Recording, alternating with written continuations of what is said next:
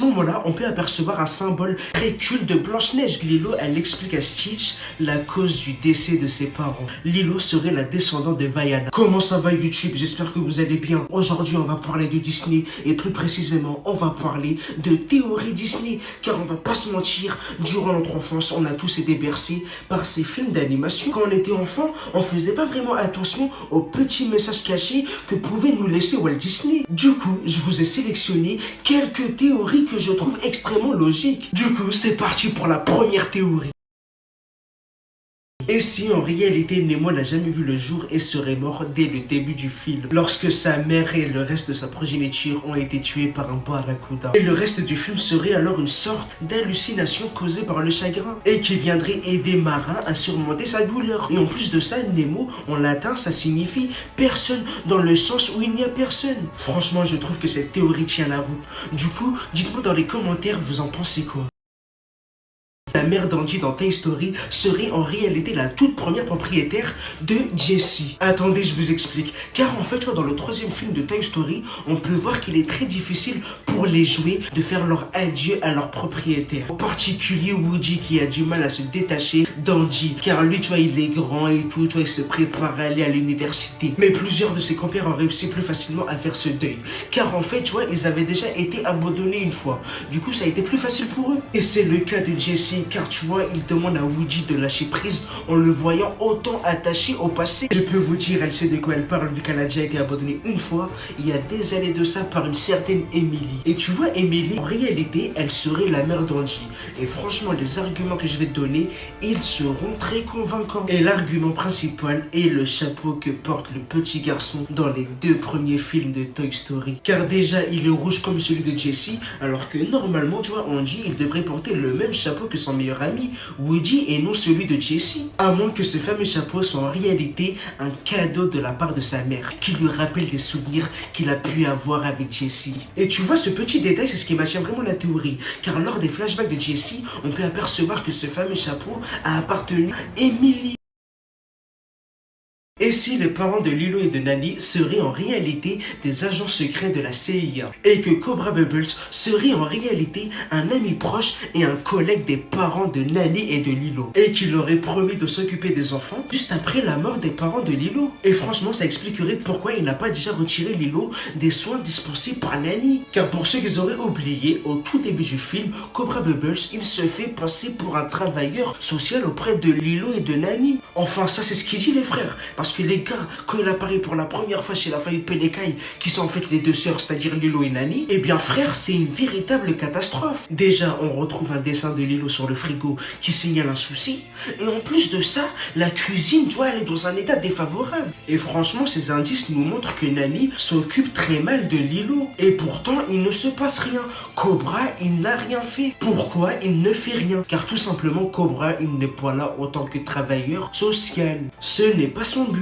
Il est là juste pour veiller sur eux. Et je sais pas si vous en souvenez, mais Lilo, elle aime bien prendre en photo des personnes, des personnes en surpoids. Et aussi, on peut apercevoir que sa chambre est remplie de ce genre de photos. Et cette passion à prendre des personnes en photo lui viendrait de son père. Car en fait, il aurait décidé d'emmener sa fille en pleine mission de surveillance. Et puis voilà, il prenait des petites photos par-ci par-là. Et puis comme ça, au moins, personne pourrait cramer qu'il fait partie de la CIA. Car en vrai, les gars, qui pourrait se douter qu'un père et sa fille puissent être à la plage en train de prendre des photos et qu'ils font partie de la CIA. Et franchement, c'est une idée de génie qu'il a eue. Car comme ça, au moins, il peut prendre des photos tranquillement de sa cible en surpoids. Et puis au moins, ça fait des beaux souvenirs à Lilo. D'ailleurs, ce serait pour ça qu'aujourd'hui, elle continue à prendre ce même genre de photos. Car pour elle, c'est en sorte de faire exister le moment qu'elle a passé avec son père, juste avant qu'il décède.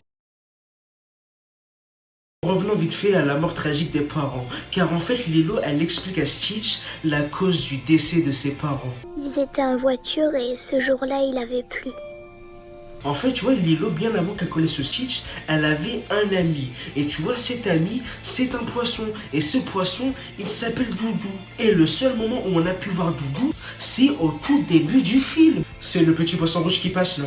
avec le sandwich. Et il a un sandwich dans la bouche parce que Lilo, tous les jeudis, elle lui donne un sandwich. Tous les jeudis, j'apporte un sandwich au beurre de cacahuète à Doudou le poisson. Doudou est un Et poisson. aujourd'hui, on n'avait plus de beurre de cacahuète. Car en fait, tu vois, d'après Lilo, Doudou, il contrôlerait la météo. Doudou fait venir le soleil. Et un poisson, ça ne contrôle pas la météo. À moins qu'en fait, tu vois, il s'agirait en réalité d'un demi-dieu. Sauf que dans Lilo et Stitch, il n'en a pas. Mais la prochaine théorie arrive. Sur une île du même océan Pacifique, il y a un demi-dieu qui traîne dans les alentours. Et c'est bien sûr Maui dans Vaiana. Maui contrôle la météo et Waleka. Car déjà dans la musique pour les hommes, il le répète en boucle.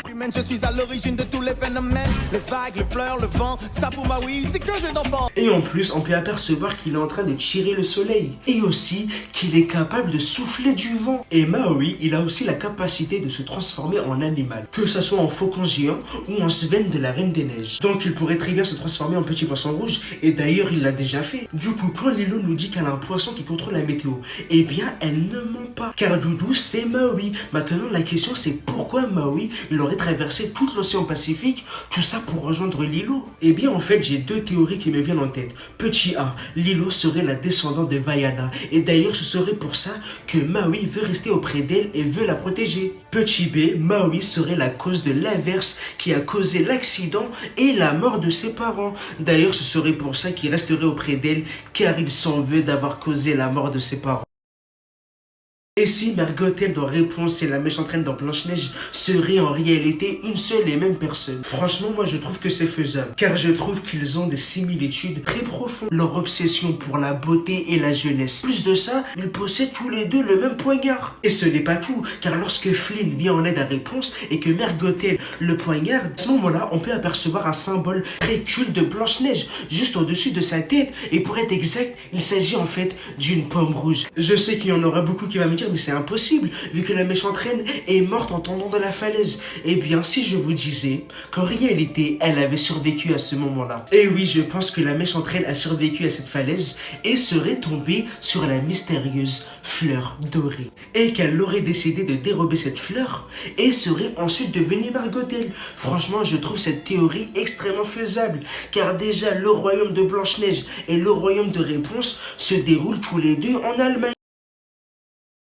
Si l'histoire d'Aladin n'était qu'une simple invention du marchand que l'on peut apercevoir au tout début du film. Je sais, vous allez me dire, mais comment est-ce possible? Eh bien en fait, le marchand il aura inventé toute cette histoire car son but n'était autre que d'attirer des clients et de les forcer à acheter la lampe magique. Et en plus, je sais pas si vous avez remarqué, mais le marchand et le génie qu'il y a à l'intérieur de la lampe, eh bien ils se ressemblent comme deux gouttes d'eau. Je me pose la question, est-ce que le génie et le marchand, ils seraient en réalité une seule et même personne? Tout ça expliquerait pourquoi il chercherait à tout prix à attirer des clients pour la lampe magique, afin qu'ils puissent l'acheter et avoir la chance d'être libérés de la lampe. Est-ce que vous êtes au courant qu'il existe une théorie comme quoi ce serait le capitaine Crochet qui aurait tué la mère d'Ariel? Car en fait, tu vois, dans La Petite Sirène 3, on apprend que la mère d'Ariel a été tuée par un pirate.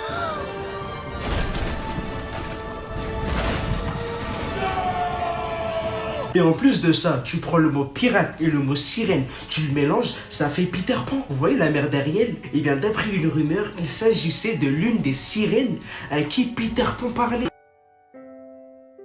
Et si Jane de Tarzan serait la petite fille de Belle dans La Belle et la Bête? Je sais, vous allez me dire, mais d'où te vient cette réflexion? Bah déjà pour commencer, leur ressemblance est frappante. Et de deux, je me base aussi sur le fait que si Jane a réussi à comprendre Tarzan, c'est parce que Belle avait réussi à comprendre la Bête. Et en plus, je sais pas si vous vous rappelez, on voit Toc jouer des tasses et une théière qui ressemblaient légèrement aux tasses et théières qu'il y avait dans La Belle et la Bête.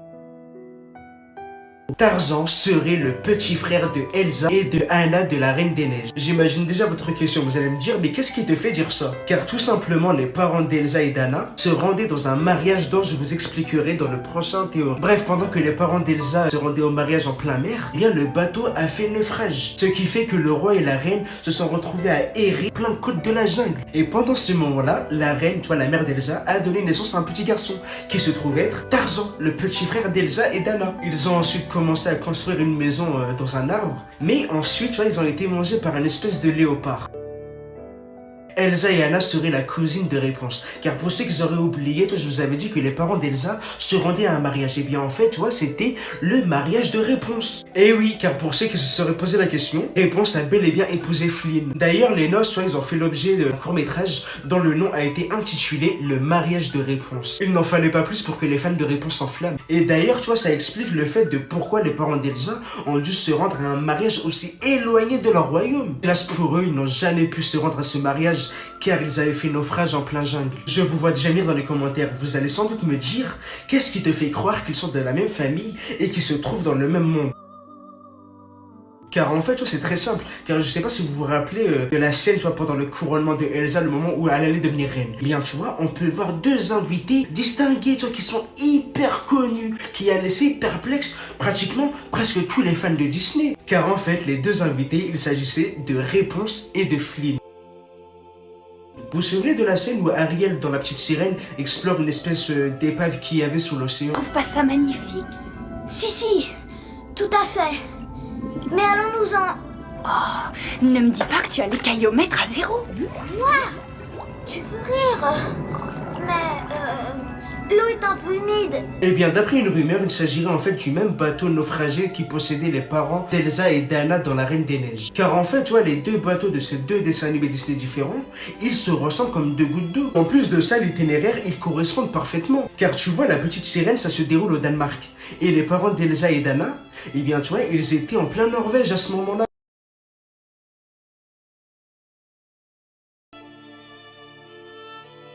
Ariel et Hercule, et bah tu vois, ils seraient des cousins et cousines. D'ailleurs, moi, quand je l'ai su pour la première fois, comment ça m'a surpris de malade. Bon, je vois que je vous ai perdu, du coup, attendez, je vous explique. Parce qu'en fait, tu vois, Hercule, c'est le fils de Héra et de Zeus. Là, pour le coup, on est d'accord. Et Ariel, tu vois, elle est la fille de Triton, qui se trouve être le fils de Poséidon, qui, Poséidon, est le frère de Zeus. Bon, c'est la fin de cette vidéo, du coup, lâche un pouce bleu, et n'hésitez pas à me dire dans les commentaires ce que vous en avez pensé de ces théories, et abonne-toi. Sur ce, au revoir.